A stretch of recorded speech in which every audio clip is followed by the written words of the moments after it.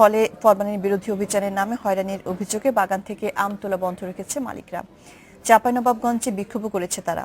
এভাবে অভিযান না চালিয়ে ফরমালিন ব্যবসা নিয়ন্ত্রণের দাবি জানিয়েছে তারা। এ ব্যাপারে প্রয়োজনীয় পদক্ষেপ নেওয়া না হলে রোববার চাঁপাইনবাবগঞ্জে হরতালের ডাক দিয়েছে ব্যবসায়ীরা। আমের ভরা মৌসুমে চাঁপাইনবাবগঞ্জের ফলপট্টির এমন দশা দেখেনি কেউ কখনো। রাস্তা ঢলে দেওয়ার জন্য আপনার ব্যাপারী আসছে না, একটা ব্যাপারী আসতে আরেকটা ব্যাপারী পালিয়ে যাচ্ছে। গুটি কতেক 2-4 জন 10 জন ব্যবসায়ী তার সঙ্গে জড়িত থাকতে পারে।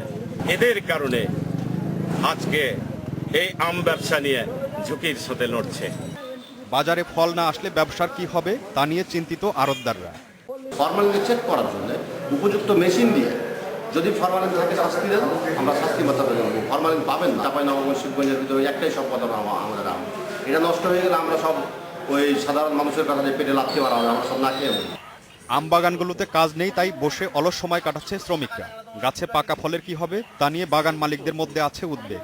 ফরমালিন যেগুলোতে আছে সেগুলো নষ্ট করছে, যেগুলোতে ফরমালিন নাই সেসব আমগুলো আমাদের নষ্ট করছে। তাই আজকে আমরা আম পাড়া বন্ধ রেখেছি। মাসের দিন ন্যাংরা খিরছে তো আর রাখতে পারছি না, পড়ে যাচ্ছে, এমনি পাইকা পড়ে যাচ্ছে।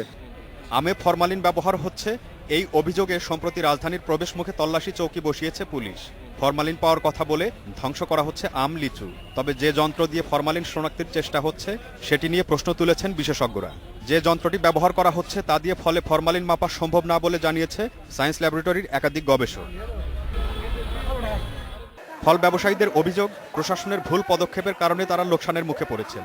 এভাবে অভিযান না চালিয়ে ফরমালিন বিক্রির উপর বিধিনিষেধ দেওয়ার দাবি জানিয়েছেন তারা। রোববার চাঁপাইনবাবগঞ্জে হরতালের ডাকও দিয়েছে তারা। Independent news.